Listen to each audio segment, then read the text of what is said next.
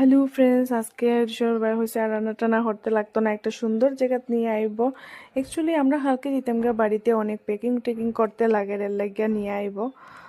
তো এর লাগে এই যে দেখো ঋষভরে দেখো, ঋষভ খুব খুশি হে ঘুরতে আইব কইয়া।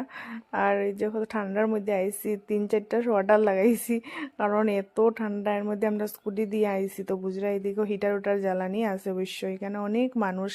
আমি তো মনে করছি মনে হয় এখন খালি থাকবো, যেহেতু আমরা একটু লেট হয়ে আইছি, কিন্তু না, এখানে অনেক মানুষ আছে। তো এখানে ননভেজ খাইতে হইলে আগের থেকে অর্ডার করতে লাগে। হিমাচলে কিন্তু ননভেজ পাওয়াটা অনেক কষ্ট, এখানে সব ভেজই খায় মানুষে।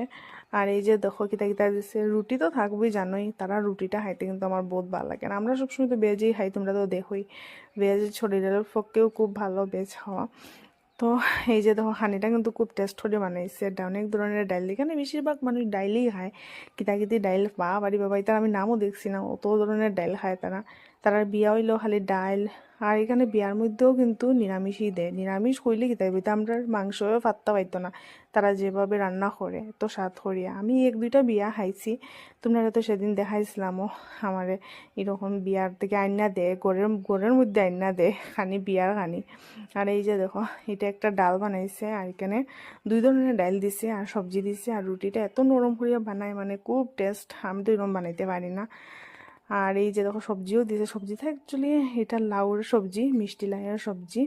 তো ঋষভরে একটু শান্তি মতো বল লাগিয়ে মোবাইলটা দিছি। তো শেষ, আমরা এখন যেতাম গিয়ে বাড়িতে। আর আবার সময় গরম জল বোতলে করে লইয়াইছি, ফ্লাক্সে করি।